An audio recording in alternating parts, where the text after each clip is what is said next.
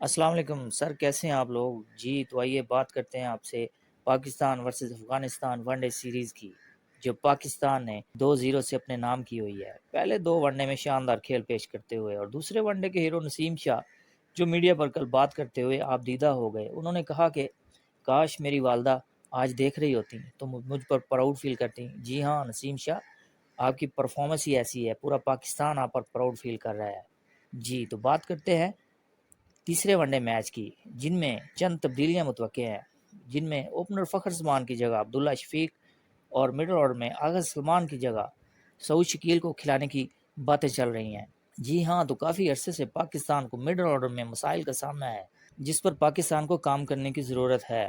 جی تو یہی وجہ ہے کہ پاکستان کی مڈل آرڈر مضبوط ہونی چاہیے، تاکہ آنے والے ایشیا کپ اور ورلڈ کپ جیسے بڑے ایونٹس میں پاکستانی ٹیم اپنے ٹائٹل کا دفاع کر سکے اور بڑے سے بڑا ٹارگٹ بھی آسانی سے چیز کر سکے، تاکہ مڈل آرڈر مضبوط ہو اور ٹیل اینڈر پر کوئی پریشر نہ پڑے اور پاکستان اپنے فتوحات میں آگے بڑھتا چلے انشاءاللہ۔